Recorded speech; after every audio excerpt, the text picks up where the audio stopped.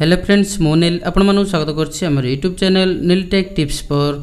Friends आज आपण माने जानिबे जहा कि राशन कार्ड को नेकी इटी आसी जाईछि बड़ खबरटी। तो देखंतु इटी राशन कार्ड आधारिक पई आसी गेला बहुत बड़ खुशीर खबर। एबे एमानकु चाउल सहित मिलिबा को जाउछि आउ एक बड़ सुविधार लाभ।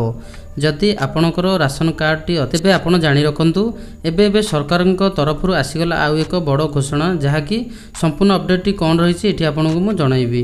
तो देखंतु पुणी राशन कार्ड रे मिलिबा को जाउछि गहम जहा कि राशन कार्ड रे हिताधिकारी माननकु पुणी मिलिबो चाउल सहित गहम। एनै सूचना देइछन्ति खाद्य मंत्री श्रीयुक्त कृष्णचंद्र पात्र।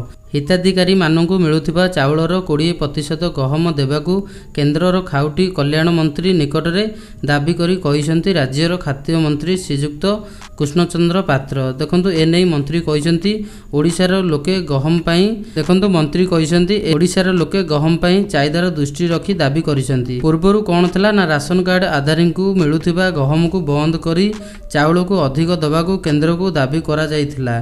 सेतेबेले जहा कि बिजेडी सरकार थला जहा कि गहम को बंद करी चाउल को देउथिले। तो वर्तमान केन्द्र मंत्री को आलोचना सरिबा परे राशन कार्ड आधारिकु पूर्व भरी चाउल सहित गहम दिया जिवो बोली दाबी करिसन्ति। तो देखंतु राशन कार्ड थिबा जो व्यक्ति एठी से माने चाउल सहित गहम मध्य पाई परिबे। देखंतु एतिक नुए आगरु जो माने राशन कार्ड अप्लाई करिसन्ति बा जो माने राशन कार्ड रे ना ऐड करिसन्ति तो सेमान पई खुशी खबर। देखंतु आगामी 1 मास मध्य रे सबु जेतक अप्लाई करिसन्ति बा ना चेंज करिसन्ति तो सेमानकर सब अप्लाई अप्रूवल होई जिवो जहा कि एनै सरकार राज्य सरकार कहिसन्ति एवं सेमानकु मध्य मागणा राशन सहित गहम मध्य दिया जिवो। तो ये थला आजिर अपडेट जहा कि राशन कार्ड को नै आशा करछु वीडियोटी आपण मानु भलो लागिथबो। तबे चैनल टी को लाइक शेयर कमेंट एवं सब्सक्राइब करंतु नुवा नुवा अपडेट पई। थैंक्स।